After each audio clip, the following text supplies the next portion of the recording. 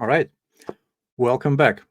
So, this is the first day, the first talk of our event, our Borderless JS conference. And today we have our first talk, which is called ECMAScript 2024, Next Gen JavaScript for Developers. So, let me tell you a bit about this talk and about the speaker, right, that we are to have in a minute. So, the speaker over here will be Mikhail, right?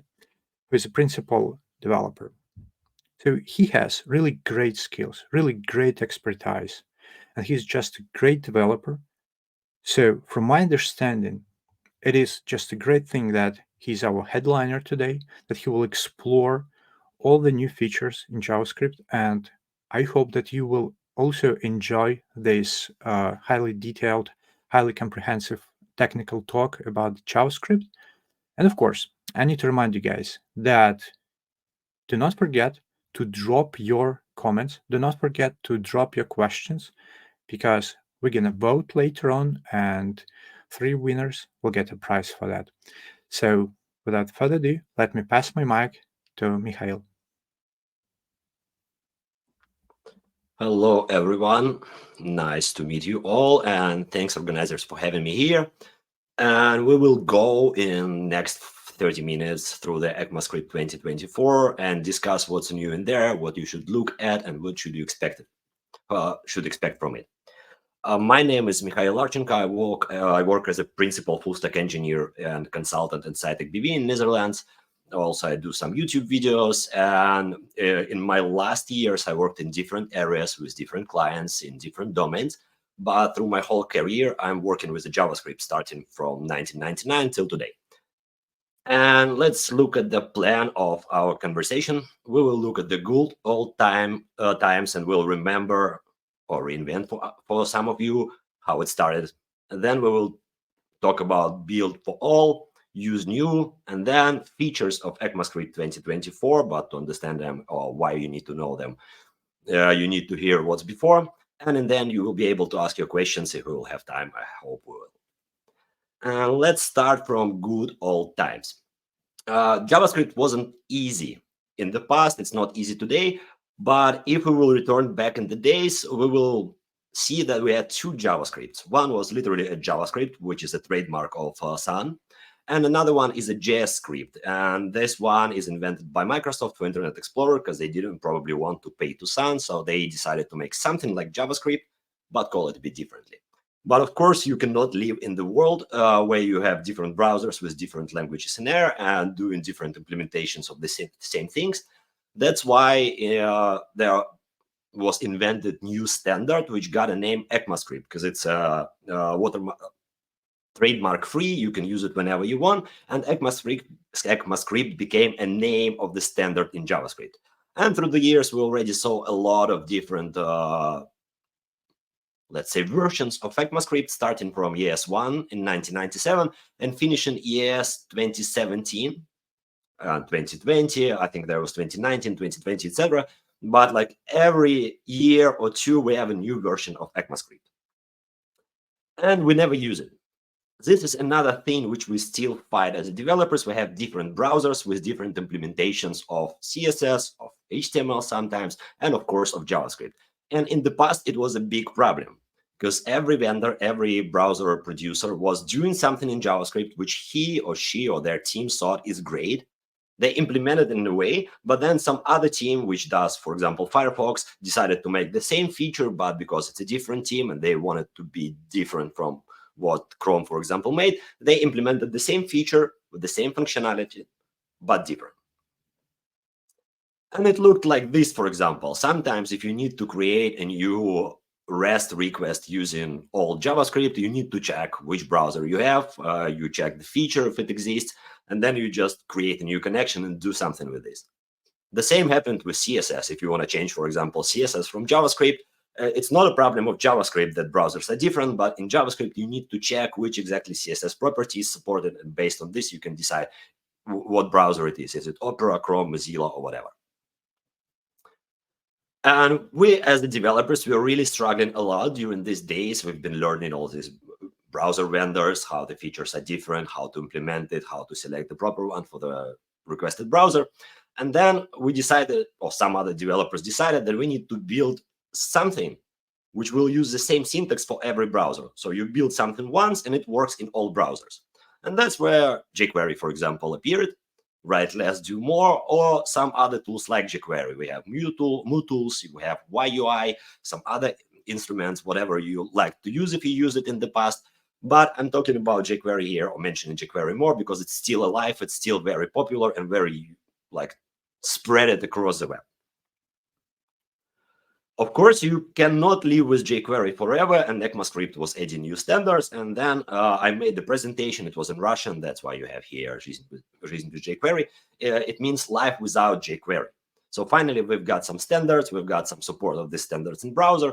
And we kind of started to move away from jQuery, at least the JavaScript developers. Of course, if you're a PHP developer and building something with Laravel, and you use Bootstrap to build your interface, jQuery is still the thing for you. But for front-end developers, for full-stack developers, we had a bit different view. We decided that we need to get rid of jQuery because it's a big library which supports a huge variety of browsers and adds additional huge piece of code to our bundles. But despite we wanted to do it, we still had all this zoo of browsers. And not because browsers was not supporting something. No, modern versions of these browsers were supporting everything. But we still had a lot of computers with old browsers installed in there. It's not, it wasn't like now. Yeah, when you install a browser, it sometimes updates, it notifies there is an update, you restart the browser and it's new. No, in the past, to update the browser, you all wait for the system update. If we are talking, for example, about Internet Explorer, and we still can have it in Safari. So before, you cannot update Safari just as a browser. You need to update the whole system usually, if it's not like security update for it. So browsers were still outdated in many cases, and even we had new features in JavaScript, we weren't really using it in the past just because of old browsers. But then we started. That was pretty fun because we found a way to build our applications in the way that we write it in the modern JavaScript, but then we convert it to the old JavaScript just to make it compatible with old browsers. And that's where we need to talk about use new and how we started to use new features and how we're going to continue to use new features. And then we're going to talk about the features themselves. So use new. When I mentioned that we started to build with the modern features of JavaScript, but still converting it to the old JS to support old browsers, we've been doing it, we've been converting it to ES5. So this is probably familiar for many of you, because when you install some bundler, whatever, it's going to be Vite, or maybe what's in there, or you use some other builder, you set up the target for your JavaScript version as ES5 in many cases, just because you want to support browsers which only have support of ECMAScript 5. But you should remember that ES5 originally is called ECMAScript 2009. So it means it's super outdated, and many vendors or service creators nowadays support the Google way of doing things. They only support in their browsers the last 3 versions of each browser. So it means that 2009 is too far away and we can finally stop using it. And if we will look at the modern libraries or bundlers or whatever, we can see that many of them are already not supporting ES5 by default. For example, Browser Release, Webpack, Next.js, ESBuild, Vite, Rollup, etc. They by default are supporting the more modern version, the ES5. And only like Babel, TypeScript, Bundler, they still convert their code in the ES5. So it means that nowadays we can already stop using ES5 and start using ES6. But this is still a problem because ES6 originally is called ECMAScript 2015. So it's already 9 years outdated thing. But at least we can start making smaller bundlers, because if you want to support super old browsers, you need to write in a lot of JavaScript which are supported by this browser, and it means your bundle in the end is quite huge. So if you will start convert at least to ES6, it will be already smaller. But it's all old JavaScript, and I talked about this just to understand for you that you can still use modern features in JavaScript, new ECMAScript things, but convert your application in the old one with your bundler, for example, to ES6, and it means that your new code will still work in old browsers. And that's where we should start talking about new features in JavaScript, because this is what we will probably start using soon. Important remark here is that all new features which often appear in JavaScript are usually coming from other languages. And the reason why it happens, because developers from other languages pretty often switch to JavaScript. When front-end was on a hype, we had every developer becoming a front-ender because they do simple things, how many people thought it's a simple thing, just a front-end, and there they were paid a lot.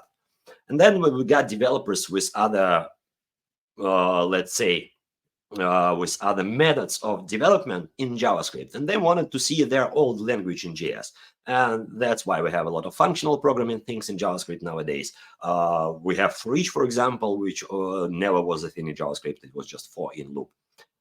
And in ECMAScript 2024, of course, we will see a lot of things coming from another languages. I will not go through all of them, just because there's a lot of things which will be implemented in ES 2024. But I will show you the most important ones, which a lot of people are awaiting, and some of them are even working already in modern browsers. We will start from top level await. And this is a big pain for many people, maybe not even in a browser, mostly in Node.js. When you create your application and you wanted to start your main file, for example, with Node index.js, and you have some async function in there, which you should wait, which you want to wait for execution, you want to use await word. But you cannot use await word in the root of the file. You need to have an async function to do it. Since ECMAScript 2024, and you can find it in modern versions of Node.js and in some browsers, you can already use top level await. So it means instead of creating an async function and calling it immediately just to be able to use await, you can just write this: response equals await, await fetch whatever URL you want, and it will work, which is super useful. Now we need less, let's say, useless functions which just are called immediately in our code, and it means we write less code, we make more stable applications, and we make them less testable and controllable. The next feature we can find in many functional languages. For a lot of front-end developers, it's gonna be looking weird, but for many backend developers, especially coming from programming languages, it will look really familiar and maybe even lovable. Pipeline operators. You all know this. This is what we have nowadays in JavaScript. It's, let's say, old functionality, which is still like not so old. These type of functions like map, field, reduce, or some other methods of objects, arrays, and maps and sets, they came to JavaScript from another languages. Of course, in the past we didn't have them, and other languages did. And now we can build this type of chains where we want to execute functions applied to the same result, let's say, in a chain. We all know how it works. We started to do it in a jQuery, and it's kind of okay. But in the future, and that's what ECMAScript 2024 proposes, we're going to use this type of constructions. You can see we have almost the same code, but instead of dot name of the function, we have pipe arrow, which means that this function will be executed right after another in a chain, and the result of previous function will be passed as an argument to the next function. So again, we can build our chains, and instead of understanding, oh, this dot function, is it coming from the same object? Is it returned from something else? We will use pipes, and you can see from far away, looking at this code, there is a chain of functions which are executed to the same, like to find the result. And it's much easier to read when you understand it. And it's a bit strange and looking weird and doesn't work right now in Node.js, for example, just because this pipe arrow looks strange. Object array grouping. This is a new functionality which will reduce a lot of code in JavaScript nowadays. Let's assume you have an array of objects where you have different properties, and you wanna sort all these objects based on some property. For example, we wanna check if we have some quantity of the products, and we wanna check and sort them in a way that we have object with items which we need to refill in our store. So there are a small amount of these items, and we want to have an object where we want to store all the items we have a lot in the store.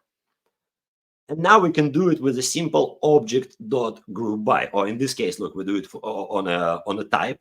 So we want to sort them, is it vegetables, fruits, or meat? So we can just do object group, we pass the array of our items, and then we just select the property from each item, which we want to use as a key. And it gives us object where we have three properties: vegetable, fruit, meat, and we have items which are vegetables in vegetables, fruits in fruit, and meat in meat, which looks pretty well. But this works only in case you want to have an object as a result. But we have nowadays maps and sets in JavaScript, and maybe you want to build something like set or map where you will store key and then items related to this key.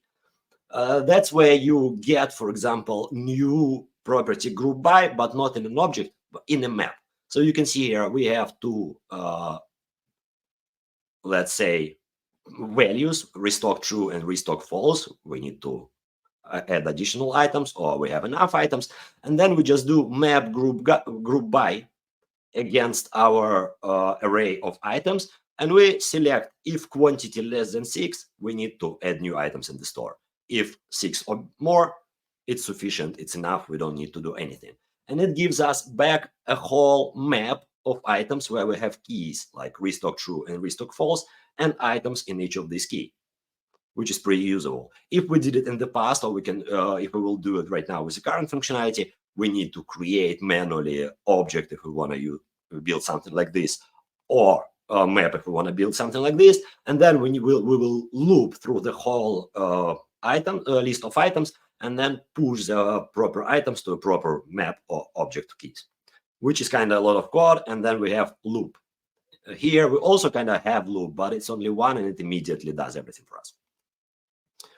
Promise out of context. This is maybe not so clear for front-end developers, but definitely used by a lot of Node.js developers. Probably you know this type of situation when you want to use resolve or reject from a promise outside of the context of this promise. You need to create two variables, empty variables. One is resolve, another one is reject. And then in the promise, you will just assign a proper function to resolve and another proper function to reject. And now you can use resolve and reject outside of the promise.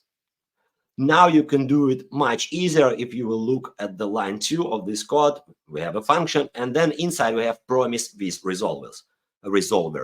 Promise with resolvers allows you to get back the promise itself, which you can use, for example, just to wait for result of it. And also you have a function resolve and reject immediately, which you can use in any part of your code. You can see we have a stream, and then on error of the stream, we are calling reject function. On end of the stream, we are calling resolve function, and on readable, when the stream is still readable but not ended, we'll also call resolve. And it makes our code much cleaner, because now, as I said, we can easily skip creation of the empty variables, which can still be empty, or we can use them before the value will be assigned. In this case, we don't have this situation. Records and tuples. JavaScript changed so many times, not only from the perspective of features and functions, but also from the perspectives of how it's used. And in the past, we always had a state of our application as a global variable, which we change it when we need it, and then we try to reflect on the changes of the global state. And it was a pain for many developers who came from other languages to JavaScript. They've been looking at the, let's say, data, which is mutable. And because its data is mutable, the results of the execution of these changes in JavaScript can be really unpredictable, because you have different subscriptions to different types of data. They can reflect together on the changes differently. They can depend on each other. It was really hard to build. And then we went to an era of immutable data, where you have an original object which you cannot change, but you can kind of make a copy of it and apply changes to a copy. And then, of course, you can replace with a copy the original one if you need to keep the new one as a global state. But still, it was an era of immutable data. And there were a lot of libraries which helped you to make objects and arrays, for example, immutable. Then in JavaScript, a new feature appeared, which allowed you to freeze object from changes. But the problem in JavaScript is that you cannot change the value of the variable, but you can change the value of the keys in the object. So object itself, like you cannot replace it with another object, but the keys within the object are still changeable. So it's not like a really immutable object. That's why we needed libraries, still needed libraries, which allowed us to freeze or to make immutable every key and property and array within our objects. But now in ECMAScript 2024, there is a proposal to make records in tuples, which will be an immutable data types. And to create them, that's pretty simple. You can create object and array as usual, but you just add hash before the value. And it means that we have, if it's an object, we have a record. If it's an array, we have a tuple. And if you will try to change record or tuple, the original variable will be unchanged, but you will receive back the copy of original data with the changes you apply to it. And it means that original data is always unchangeable. We can always compare our newly created data with the old one. We can see if changes were applied. We can create something like undo, redo buttons and all this stuff. And it also allows us to have a predictable state. We always know it's not changed by something. There is no side effects applied to our code. And it means that our application works stable and good. Yeah, and here is an example. If you create a tuple, for example, and you will try to change a tuple, the old one is unchanged, the new one has a new data. That's not it. There are much more different APIs and functions and methods which will be added to the JavaScript. We can have there, for example, well-formatted Unicode strings. You know that Unicode symbols are still a pain, especially when you work with a regex things. Then we will have atomic weight sync, which will allow us to do some like small wait for small changes. We will have a V flag for regex with set notation, which will also simplify to work with, for example, a Unicode strings. We'll have decorators. Probably we already use it a lot in our JavaScript, especially in Node.js.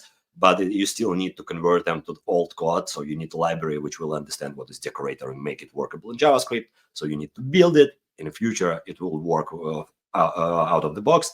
Pattern matching, new date methods, because it's a pain to work with date today. We still use datafns and some other libraries. Realms API, and there will be another thing which I didn't put here, but of course there will be a presentation later about AI in JavaScript. But I will just mention it here briefly because there are two different APIs which you can use to build AI right in the browser. So it will be running on the client.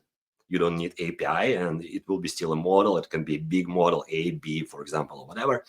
And one of the APIs you can already find in developer build of Google Chrome. There is AI assistant, which you can use to create new context and to send prompts. It will work right in the console in the browser. Of course, the model should be downloaded first. And Google is using Gemini Nano in there, which is a pretty great model. So if you would like to build something which will you can like use in the future or maybe sell in the future, so you can start building your application which will use client-side browser AIs in the browser. So just install Chrome dev build, and probably some other browser vendors will completely re-implement the same functionality with the same code and same functions and methods. And another one is the web GPU, which is already in the browsers for a while, but still supported by just a couple of them. And web GPU also allows you to run large language models in the browser. And you can take a look at the project called Web LLM, which literally is a library you can install in your, for example, React application, select the model you want to use, and it will download a model.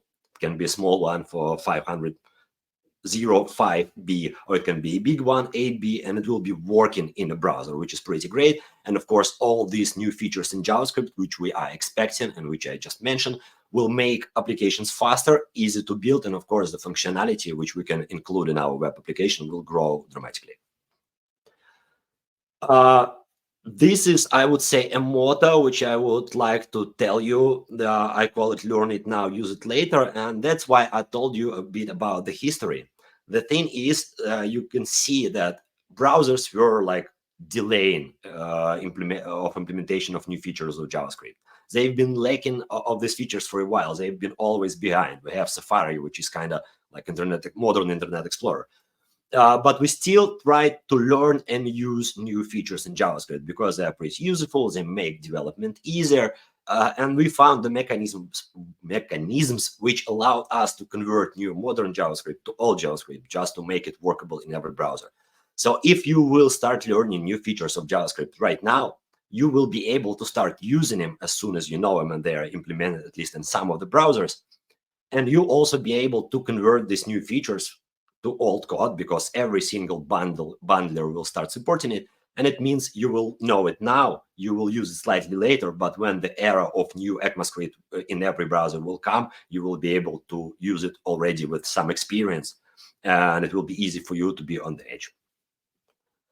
That's all. We have few, like 5-6 minutes for the questions. If you have them, I would like to answer. Sure. Thank you very much, Mikhail, for your talk. Really enjoyed it, as well as our audience.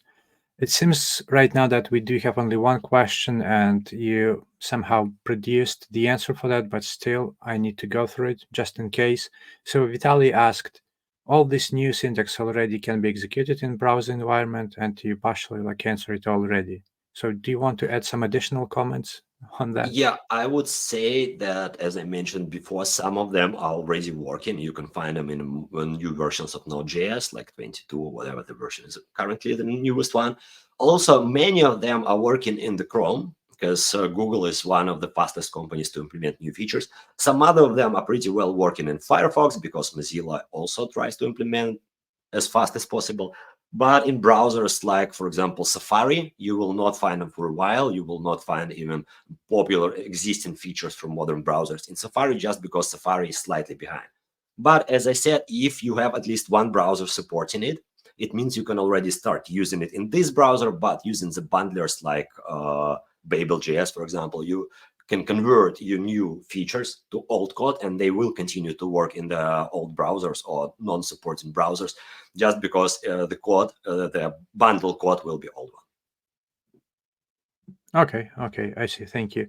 So we do have sort of like a holy war question, but still. So why JavaScript, not TypeScript? Why did you pick this specific aspect of the development to highlight today?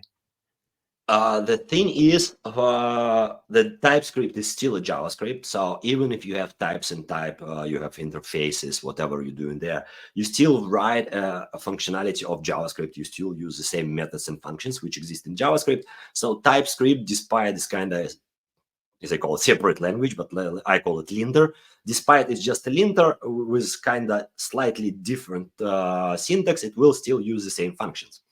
And also, I think, if I would like to talk about TypeScript and changes in TypeScript, they also do some changes, they implement new features, etc. It would be longer presentation with code, which will a bit harder to read, because all these types, annotations, interfaces, and changes they apply, like there are no simple changes anymore. Every change in TypeScript, it's like pretty complex one, because the simple ones are implemented for a while.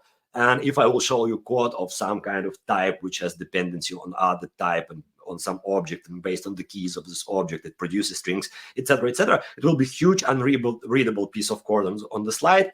And to make it readable, I need to go through each line, or maybe write each line, and it will take a while to make presentation about this. Yeah, but as I said, and as this question assumes, there are also changes in TypeScript, new versions of TypeScript, and maybe presentation about TypeScript also would be great for this type of conference, but it requires much more time. Okay, I see. We do have not a question, but sort of like a statement. So I do want to know whether you agree with it or not. So do you think that Safari is sort of like IE right now, Internet Explorer for these days? Yeah, I totally agree. I also said this phrase during my presentation, and the problem is the same as it was with Internet Explorer. Back in the days, Internet Explorer was part of the system. And if you want to implement something new in the Internet Explorer, you should be really strict and secure, because it's really part of the system, having access to many things. And later, Microsoft changed the perspective. They used Chromium as an engine. They built all this Edge, blah, blah, blah, whatever. But Safari is still like Internet Explorer. It's a part of the system. You update it together with the system. It has access to very dangerous places. And I think it's not just because Apple developers do not want to implement new features. I think the implementation itself requires more, let's say, more detailed work in it and more more views at the security and the perspectives of dangerous things happening in the system, that they just make it slowly. But they definitely want to make it modern, supporting everything, because there are no companies who like when somebody tells like, oh, you are doing bullshit, nobody can use it because it's outdated piece of crap. No, everybody wants to be on the edge, everybody wants to have users, and of course everybody wants to implement demanded features ASAP. But because, as I said, it's a part of the system, it's slightly more complicated. Okay, true enough. Okay, we do have another question from user called Instant Noodle. Most likely this person don't like to wait, so that's why the question is there any polyfill so we can use all these new features right away? Yeah. For some of them, there are already polyfills. For I think there are also polyfill for pipes, but for like most of them, there is already a polyfill of what I mentioned on the screen. Some of them, which were in the list, they're still not supported, nor in Node.js, nor in any of the browsers. It's just like a thingy which will be implemented, and polyfill for this also do not exist. But for many of them, you can already find it. Okay, I see. All right. Okay, guys. It seems that we are kind of like limited in the time, though I do see that we do have several questions as well. So just, Mikhail, if you don't mind, could you like answer them later on in the YouTube channel? So guys, just if you can follow click me, the link. forward them to me.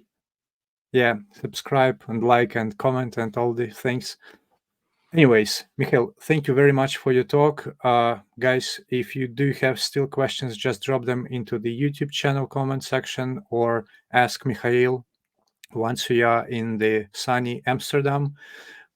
I hope that you will be happy to answer that during the cup of coffee or whatever in the Amsterdam. But anyways, thank you very much, guys. Mikhail, enjoy the rest of the day. And yeah, guys, see you on the next talk. Bye. Thank you. Bye.